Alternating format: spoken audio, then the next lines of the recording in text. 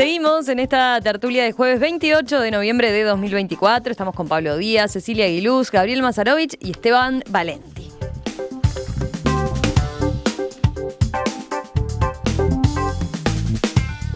Ya pasaron 4 días del balotaje del pasado domingo, en el que Yamandu Orsi se impuso a Álvaro Delgado y resultó electo presidente para el periodo 2025-2030.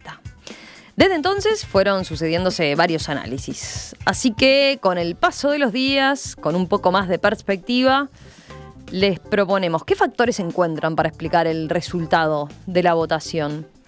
Vamos a hacer, capaz, si les parece, una primera ronda sobre el triunfo de Orsi y una segunda ronda sobre la derrota del candidato de la coalición republicana. A ver, ¿quién empieza?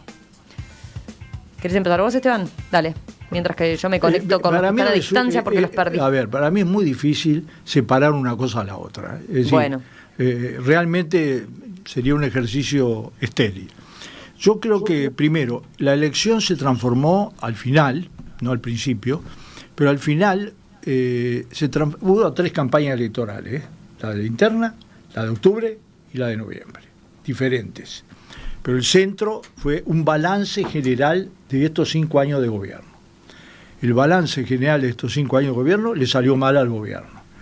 ¿Quién logró colocar ese tema como tema central? Primero el presidente de la República, que hizo la campaña principal del oficialismo, y segundo, el propio Delgado, su consigna, su campaña era ese centro. En ese centro es que se basa el resultado electoral. Segundo elemento fundamental, la campaña del Frente Amplio hasta junio fue bien clara, tenía, como tienen que tener todas las campañas, un solo centro, en el sentido de que después podés derribar, pero el centro era: Orsi es el que puede ganar las elecciones, es decir, era contra el gobierno, pero tenía una componente adecuada para la interna.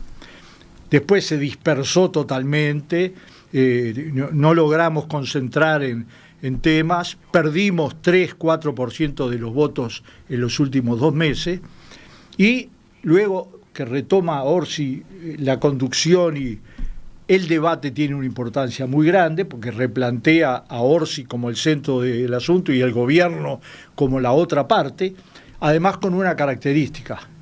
La campaña contra el Frente Amplio sistemática, que llega a los niveles más altos con Da Silva, con algunos que le daban televisión como si fuera una canilla abierta, pero que tuvo en el debate televisivo un centro total en la campaña en la intervención de Delgado, ayudó a crear en el Frente Amplio también esa alternativa, esa bien clara alternativa, y ayudó extraordinariamente. Vos decís que ese mensaje y el posicionamiento de Delgado ayudó a terminar de posicionar la campaña de Orsi. Absolutamente. A lo cual terminó con un hecho, que yo creo que Yamandu Orsi, ahora es presidente, el profesor Orsi, en su intervención interpretó bien eso, que no necesitaba, pegó algunos aguijonazos bien pegados en eso y en las declaraciones posteriores, etcétera,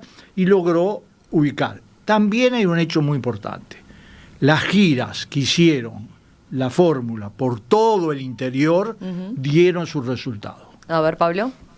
Sí, yo comparto con Esteban que no se puede hablar de los temas separados. Sí entiendo, para mí creo que la campaña del Partido Nacional de Delgado no fue la mejor. Creo que era una campaña que parecía, y sin entrar en la crítica tonta que han caído algunos compañeros en los últimos días, creo que fue una campaña que la estaba haciendo un partido de gobierno, pero tiene un discurso como que fuera oposición. ¿Por qué? Porque si vos estás en el gobierno y parte de tu discurso es criticar siempre al otro, en vez de dedicarte exclusivamente a mostrar lo que vos decís que hiciste bien, creo que ahí perdés un poco el eje. Y aparte, la esencia de Álvaro Delgado no es un tipo de confrontación, de ir al choque, ir al ataque. Álvaro Delgado, sí, lo que ha demostrado siempre es que ha sido una persona muy negociadora, muy componedora, una persona que continuamente tiende puentes. Y creo que se mostraba algo que él no era.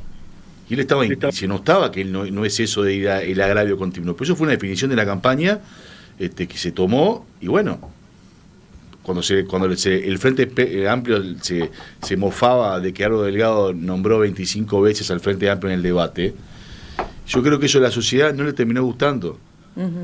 Creo que lo mejor que puede pasar a una persona cuando es candidato es hablar de sí sus propuestas y mirar hacia adelante y no nombrar al otro.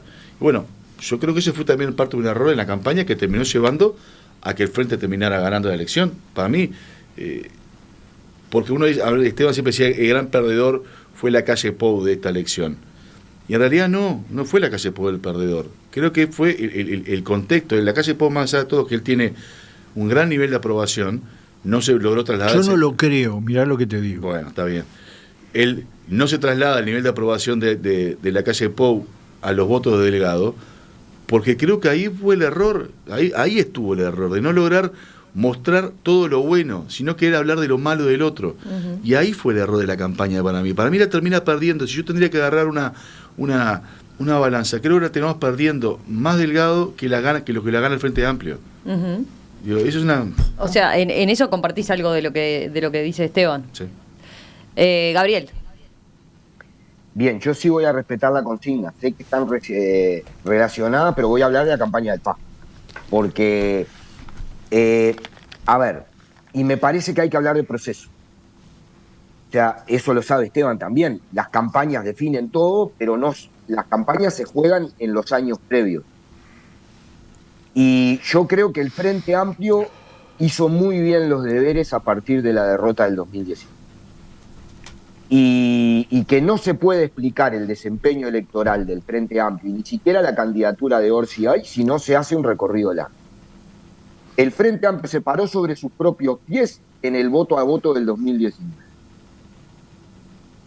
A partir del cachetazo bestial que fue octubre del 2019 y la pésima votación que tuvimos, se salió a militar y se perdió por 30.000 votos en una pelea y ha parado en la militancia. Después de eso, vino pararse sobre sus pies también y dar respuesta a las demandas de la sociedad.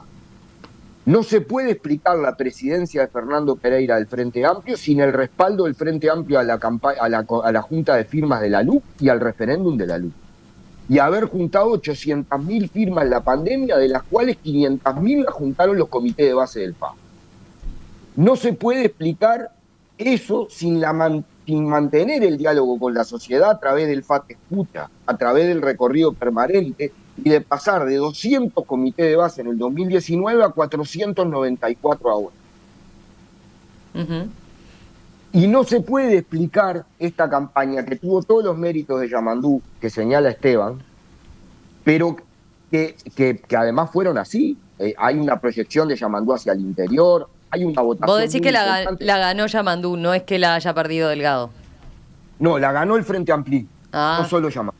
Bien. No se explica esta votación, porque si no, también además creo que es injusto con la gente. ¿Qué iba a hacer? O sea, esa explosión de la gente que fue a festejar no es solo para aplaudir a un candidato brillante, es porque sabía que su propio esfuerzo definió la elección. Se festejaban a sí mismos y tenían razón. Hubo más de 300 barriadas en todo el país en noviembre. Salieron los senadores a todos lados. Salió Yamandú a todos lados. Mostró la mayoría en el Senado en el Acto de las Piedras. O sea, hizo una cantidad de señales políticas importantes. En el debate habló del tema de las jubilaciones, Delgado no lo habló. Y creo que faltó además en el análisis de las encuestas, había como un centro muy grande en ver a quién había votado cada uno en octubre. Y se olvidaron de poner arriba de la mesa el tema de la composición social de quién votó. Porque esta elección se ganó en los barrios populares de Montevideo y del interior. Bien. Se ganó en los lugares más pobres, en los lugares más humildes, con los planteos del programa del Frente Amplio, pero con militantes frente amplistas que son de ahí, que le fueron a hablar a sus vecinos. A ver, yo digo, termino con esto, Romina. El Frente Amplio, si vos mirás la elección a nivel nacional, creció en los 19 departamentos de octubre a noviembre. En algunos lugares muchísimo, muchísimo. Es más, la fórmula Yamandu Orsi y Carolina va a terminar teniendo más votos que la fórmula Mujica Astori en el 2009, para dar una idea de la votación. Va a andar ahí. Hubo votaciones muy importantes en los departamentos del interior y un crecimiento muy importante. Pero en Montevideo y Canelones, que es donde porcentualmente se creció más, el Frente Amplio le sacó una diferencia de 140.000 votos a la coalición de gobierno. A ver, vamos con otro. Entonces, yo lo que digo es que no se puede pensar que hubo un solo factor. Jugaron los gestos, jugó la campaña, coincido con Esteban, hubo una muy buena reperfilamiento de la campaña en los últimos días de noviembre, pero lo que se puso al hombro una vez más, después de todo este proceso, y definió miles de votos, fue la militancia frente amplista desplegada en todo el país. A ver, Cecilia, ¿vos cómo ves esto que señala Gabriel en relación a lo otro que decían también Esteban y Pablo? Bueno, yo sí voy a hacer también la separación del análisis y voy a hablar de la campaña, que en realidad un poco la premisa era por qué ganó Orsi. Yo creo que Orsi no ganó, ganó el Frente Amplio. Y para mí está clarísimo y coincido mucho con el análisis de Gabriel. Más allá de que Orsi, no le quito ningún mérito, porque a mí puede no gustarme Orsi, pero creo que la mejora que hizo de su performance en las últimas 3 semanas antes de la campaña fue determinante, porque había mucha gente que antes prácticamente ni lo miraba, no lo observaba con detenimiento. El Frente Amplista de antes tenía otros liderazgos, la gente del interior no lo conocía tanto, porque esa es la verdad. Entonces creo que su performance mejoró mucho, pero me quiero centrar en que la ganó el Frente. Para mí, el Frente cuando pierde la LUC, empieza a transitar una atracción mayor. Esa es la percepción que yo tengo. Empiezan a trabajar los que no trabajaron en el 2019, porque el Frente estaba súper aburguesado. Había gente que hacía 10, 15 años que estaba en cargos públicos y que no la salió a laburar en el 19. Y esa gente empezó a salir ahora para esta elección. O sea, yo creo que era como, mirá, los que nos perdimos porque pensamos que otro iba a hacer el trabajo. Entonces hubo muchísima gente que salió a hacer el discurso que en el 2019 no le vimos la cara. Militantes de toda la vida, de los que iban con la plegable a la plaza, se aburguesaron en los 15 años de gobierno del Frente Amplio. Esteban se ríe. Y no salieron Que Esteban se ríe con tu comentario de la plegable en la plaza. No, el aburguesamiento. El aburguesamiento. Dale, seguí, bueno, Cecilia, pero yo tengo esa sensación de que fue así. Entonces ahora me parece que en este quinquenio, al principio, muchos quedaron temerosos porque había muchos que todavía quedaron en la función pública y no salían a militarla, pero cuando se empezó a ver que la cosa podía tomar color, que fue a partir para mí de la campaña de la LUC, que lejos de ser una derrota en realidad generó mucha militancia, las juntadas de firma, el salir a hablar con la gente, el que tenían, me parece que muchos miedo de qué le iban a decir, al final se encontraron con que no, porque siempre el discurso opositor es mucho más seductor que el discurso del gobierno. No nos podemos engañar. Y ahí me parece que empezaron a construirla. Por eso digo que no fue... En algunos momentos yo dudé de que podrían llegar a generar tanta militancia. Cuando hicieron aquella actividad de lo de las 20.000 personas en la calle, que lo hablamos acá, ahí me di cuenta que realmente el Frente Amplio iba a poner toda la carne en el asador, porque todavía sabían que quedaba gente sin salir de su casa a laburar. Y esa sensación de que las banderas no estaban puestas y de que podía ser perder al Frente Amplio o ganar a la coalición porque las banderas no estaban puestas, acá en este mismo programa lo dijimos. Las banderas no están puestas, pero la gente ya tiene decidido lo que va a votar. O sea, era una falta de señal capaz de... porque igualmente ninguno de los dos candidatos enamoraban, pero en realidad había una decisión, y ahí sí hablo de los dos, no enamoraba tanto Delgado y no enamoraba tanto Orsi, pero la gente ya estaba decidida. Y yo creo que fue como una... Coincido también con que los que hicieron ganar al Frente Amplio ahora fueron los sectores más pobres. Yo, más que vulnerables, porque a veces hay gente que tiene plata pero es vulnerable igual, creo que fueron los sectores más pobres de la sociedad. que ahora están, exigiendo desde ya, ¿no? Un cambio importante que, bueno, creo que es la gran responsabilidad que va a tener este gobierno. Pablo. Yo, perdón, capaz que voy a discrepar, yo no vi tanta militancia frente a Pita como otras oportunidades. Capaz que, no sé, tengo que usar más lentes. A mí la masa frente a Pita, la militancia pesada de Frente Amplio que yo veía hace 10 años atrás, discúlpenme, pero esta elección no fue así.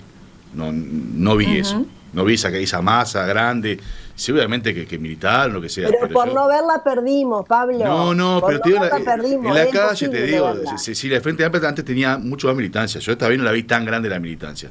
Yo creo que Orsi sí hizo, después de octubre, despejó dudas con respecto a él. Antes de octubre había muchas dudas respecto a Orsi, con la inseguridad que tenía. Eso sí despejó las dudas. Pero siguiendo el tema del Partido Nacional, yo no quiero decir que no parezca que yo digo que el responsable de la derrota es Álvaro Delgado. La derrota tiene multicausal y es un montón. Es todo el Partido Nacional. Álvaro Delgado era el abanderado y como siempre el que da primero es el que tiene la mayor responsabilidad.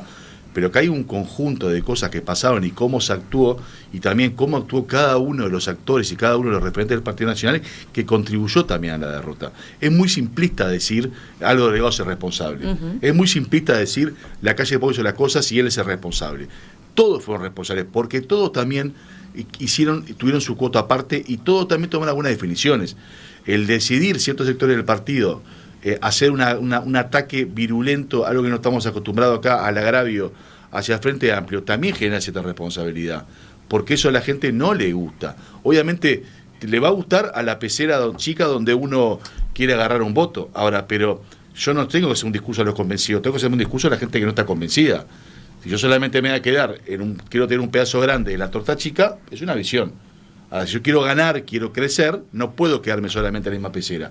Y ese discurso a veces del agravio y la confrontación directa, aparte de la sociedad uruguaya, no le gusta. Y esa gente que es la que no tiene partido político, no le gusta eso. La calle Pou no ganó con el agravio la elección pasada. Tabaré que cuando gana la elección, no ganó con el agravio.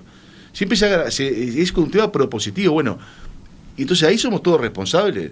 Y creo que no puede ser tan simplista. Y después, viste, las autocríticas que los blancos siempre nos gusta ir a la cuchilla, nos gusta ir a la cuchilla de pelearse.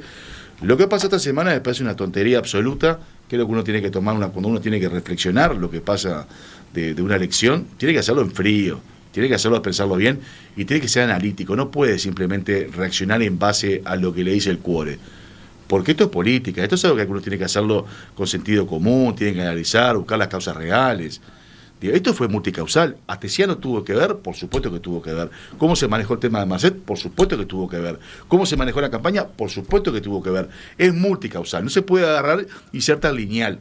Y no se puede salir a pelearse a 48 horas de elección, salir a pelearse en la opinión pública. Es un disparate eso. ¿Qué logran? ¿Qué están logrando con eso? ¿A decir yo soy más guapo porque voy a pelearme? Es un disparate hacer ese tipo de cosas. Esto hay que hacerlo con sentido común, hay que ser más frío, hay que pensarlo. Y los problemas, las discusiones, hay que tomarlas con más calma. No había ninguna necesidad que salieran tanto el intendente como Da Silva a pelearse en la opinión pública, totalmente innecesario. A ver, Cecilia, ¿vos qué decís de eso? ¿De la discusión? Sí. No, de la discusión o ya yendo al análisis de la propia coalición, ¿no? Bueno, yo de la discusión igual quiero decir que volvieron los blancos. Si se hubiesen discutido antes, capaz ganábamos más votos. ¿Sí?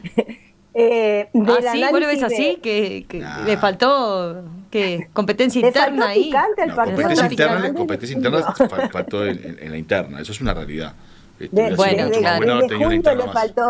faltó el picante al Partido Nacional. Esta disputa de dos caudillos es clásica. O sea, había faltado la campaña, era lo único que faltó, me parece. Pero volviendo al análisis que sí tenemos que hacer de por qué perdió Delgado, dice la consigna, pero yo digo que Delgado no fue el que perdió la coalición. Así como dije, Orsi no ganó el Frente Amplio, yo creo que acá no perdió Delgado, discrepo bastante con el análisis primero que hizo Pablo, que un poco decía que Delgado esto y aquello. Yo creo que Delgado no fue el que después perdió. Ahora lo mejoró un poco, sí. pero parecía que iba por ahí. Yo discrepo, yo no asumo, creo que no digo que el culpable es Delgado, eso lo acabo de decir recién. Es muy simplista hacer eso. Digo con claridad que mi opinión es que perdió la coalición. La coalición de gobierno, la coalición republicana, el bloque republicano, como le quieramos llamar, fue el que perdió. Faltaron, yo no sé si la campaña fue tan errática como algunos dicen, no iría por ahí. Yo creo que lo que faltó fue militancia. Lo que faltó fue meter las patas en el barro y salir a caminar. Y no digo en todos lados, y no digo todo el mundo, porque muchos lo hicimos, pero hay muchísima gente que no salió a trabajar. Lo mismo que le pasó al Frente Amplio en el 2019, que estaban muchos en los cargos y en los puestos y no salieron a embarrarse las patas, no salieron durante todo este año que hubo una elección interna, antes en la LUC, luego en octubre. Si vos no salís a hablar con la gente y no estás permanentemente con la gente, es muy difícil después hacer una remontada en un mes. Y yo creo que eso fue un error de la coalición republicana. Vuelvo a decir, no puedo generalizar y que digo que sea de todos, porque hubimos muchos que ni siquiera teníamos responsabilidad de ninguna, que salimos a caminar, pero hubo muchísima gente que se quedó pensando que estaban atornilladas. Y claro, el golpe del domingo de noche fue mucho más fuerte para esa gente. Hay un montón de personas que estaban convencidas de que ganaba la coalición cuando todas las encuestas decían que no. Yo, por ejemplo, trabajé, porque trabajo siempre así, pensando en que voy a ganar, pero una actitud. Pero estabas claro que era una elección más que complicada. Pero había gente que estaba convencida de que la elección ya estaba ganada. Entonces, me parece que Delgado hizo el mayor de los esfuerzos dentro de su característica. Porque a Delgado lo que hay que entender, que una cosa era la calle Pou, que desde hace años pretende ser presidente de la República hasta que lo logra, y otra cosa es Delgado, que en realidad me parece que no tenía su objetivo de vida, y que termina quedando en esa posición, porque en realidad era la posición que tenía que tomar, y salió, para mí, muy dignamente a hacer la batalla. Ese factor no había aparecido ahí, de esto que menciona Cecilia, ¿no? Visto como en perspectiva. Es cierto que en el caso de la calle Pau nadie dudaba que quería, ¿no? Ser esto. En el caso de Delgado puede ser más discutible, o por lo menos había quedado en esa posición, tal como decís, ¿no? Incluso por el rol que... En la interna ganó por más votos que la calle, ¿eh? Sí, claro, bueno, la interna esa fue no mucho menos pareja, ¿no? Pero Cecilia tiene un punto que está diciendo y es real. Luis Lacalle Pou se empezó a pensar para ser candidato a la presidencia y su objetivo fue, durante 15 años, su objetivo fue la candidato a la presidencia. Eso es verdad, es indiscutible. Sí. Álvaro, Álvaro fue compañero de ruta de Luis en ese sueño que fuera presidente. De vuelta quiero repetir, no estoy diciendo y no quise y no dije pero de que Álvaro sería el responsable, ni por asomo. Es más, es muy injusto y es muy cobarde llegar a decir eso con él. Para finalizar esta parte, lo que yo quiero decir es que tampoco le cargo las tintas a Valeria Ripoll, porque al final del día hizo el trabajo. Para mí nunca fue la mejor candidata. Para mí tenía que haber sido Laura Raffo, lo dije todas las veces acá, pero la tipa se puso el overol y salió a hacer la campaña, y eso no se lo podemos negar. También me parece que la oposición, los otros partidos que acompañaron y que son parte de la coalición, algunos trabajaron más y otros trabajaron menos. Y creo que eso tiene que ser parte de una autocrítica. Ahora, la coalición lo que tiene que replantearse es empezar a ver el 2030 realmente en clave de coalición y no de una unión electoral, porque evidentemente funcionó una vez y fracasó otra vez. Entonces me parece que esto sí va a meritar un análisis mucho más profundo. Ese tema tenemos para agarrarlo varias veces en la tertulia, me parece, porque da para muchísimo. Esteban y Gabriel, dale. Bueno, yo creo que el balance recién ha empezado y el balance se hace una parte con los datos, porque eso da la composición social, geográfica, cultural de los votantes. Pero además el balance es en múltiples planos, no se puede hacer un balance solo desde el punto de vista electoral o político electoral. Hay un balance ideológico, mucho más cuando el Partido Nacional lanzó como concepto el tema de la batalla cultural. Y la lanzó incluso con un libro, citando a Gramsci, etcétera, y efectivamente le dio un centro en el directorio. El Partido Colorado siempre está planteado, aunque el Partido Colorado se ha ido, aunque lo aumentó algunos puntos, se ha ido desdibujando de tal nivel su definición ideológica que es difícil. Hay una batalla ideológica, ¿cómo no? Y hay una batalla política que no empezó con las elecciones, aunque digo que empezó cuando la derrota de octubre, cuando la derrota de noviembre, y después con todo el proceso que se dio por el cual el Frente Amplio, siendo la primer fuerza, se supo ir manejando, moviendo y construyendo una alternativa, cambiando cosas importantes adentro del Frente Amplio, etcétera. Ahora, vamos a tratarnos claros, siempre va a haber más militantes de izquierda que militantes de los otros partidos. Eso es una ley. Uh-huh. Siempre hubo mucho más militantes en octubre, noviembre que antes. También hay que saber que ganamos las elecciones con un plebiscito por el sí, para nosotros destructivo, ¿tá? Basta decir que lo que comentó Gabriel de los militantes, bueno, una buena parte de los militantes eran por el sí, y no es lo mismo pelear por el sí y por el voto al Frente Amplio que pelear por una campaña electoral pura. Así que no salió, pero hizo su daño, desvió la atención, creó debates innecesarios, y bueno, la gente fue sabia y no lo aprobó. Pero tenemos también, digamos, un elemento que analizar, y es porque es un elemento además que no se resuelve con historia solamente.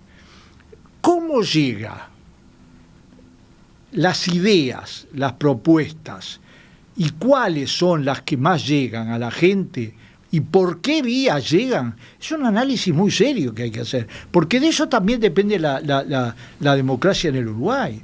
Es decir, esta campaña fue al peor estilo antes del 2004, con los grandes medios de comunicación absolutamente sesgados, en particular los 3 canales de televisión, absolutamente sesgados. Yo tengo las mediciones, porque contraté las mediciones, entre el gobierno, que estaba en campaña electoral así, total, y todos los partidos, que como eran 4 hablaban todo, y el Frente Amplio, la proporción es 4,5-1, y eso es injusto, absolutamente injusto. Agreguen eso que, bueno, hay diarios que se mejoraron, yo lo digo porque yo soy un periodista, yo jugaba una partida y en las opiniones tenía mayoría. El Observador mejoró notoriamente, se hizo mucho más un diario periodístico, aunque es de el canciller argentino ese, sí. Pero El País, la parte editorial, ya empezó ahora a tirar veneno, ahora. Sí, 3 días después, ni siquiera siguiendo la línea, digamos, del gobierno, de buscar una transición lo más institucional posible. Pero hay medios que también que hacen de todos lados. Es la línea editorial. La línea editorial de los medios, ¿cómo que te digas caras y caretas que pan tocar? Pero estamos yendo ahí de tema. Gabriel está pidiendo la palabra porque tenemos que cerrar y tenemos que dar los resultados. A ver. Dale, Gabriel. No, yo breve sobre lo de Delgado. Después, obviamente, yo tengo la opinión exactamente contraria a la que dice Esteban sobre el plebiscito del sí. Que ayudó el PB, ayudó.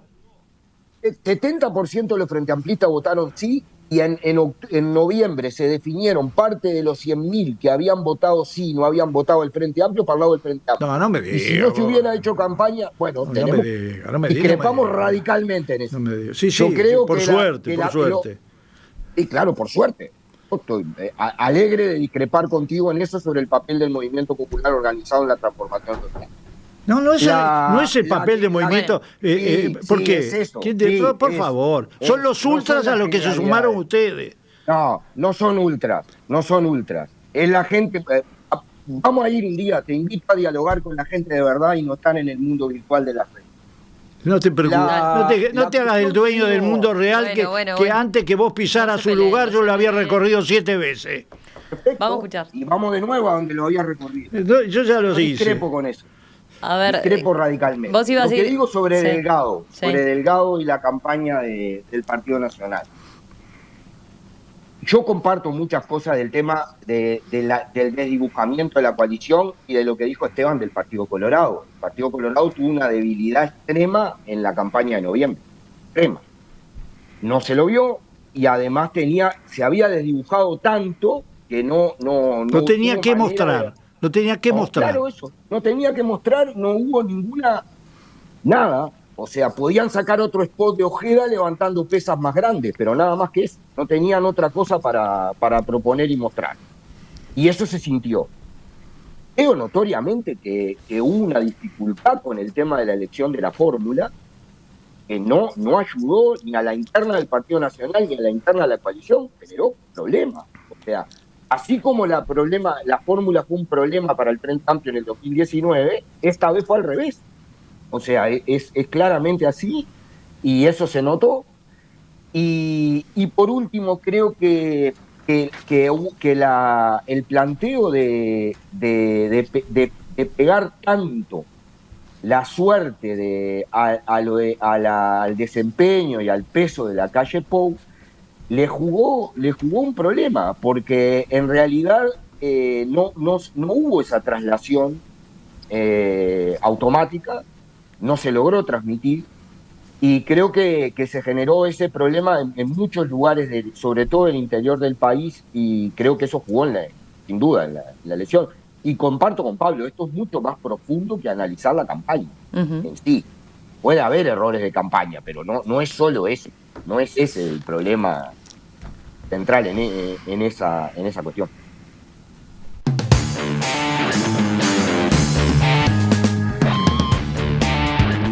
Para el cierre voy a recordar, porque así lo habíamos prometido. Pablo decía que Delgado ganaba 2,5 puntos.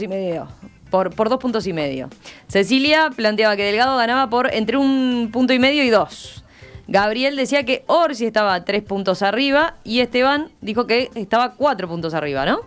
Sí. Bueno, así que ahí te reconocían entonces el 52-48, dijiste vos. Sí, exacto. ¿Cómo se miden además los resultados de los balotajes? Porque el voto en blanco y el voto anulado no existe. Lo sacás. Bien. Yo quiero reconocer a Esteban acá públicamente, ya lo hice igual por mensaje, le escribí el otro día. ¿Te acordabas así? ¿Estabas tan memoriosa? ¿Habías tomado nota del...? No, pero me acordaba, o sea, tampoco... Gracias. Si no, me acordaba lo más bien lo que dijimos, tampoco pasó una semana. Estamos mal, pero tampoco tanto. Bueno, Esteban Valenti, Gabriel Mazarovich, Cecilia Aguiluz, Pablo Díaz, gracias como siempre a los 4. Nos reencontramos el jueves que viene seguramente. Gracias. Un abrazo grande.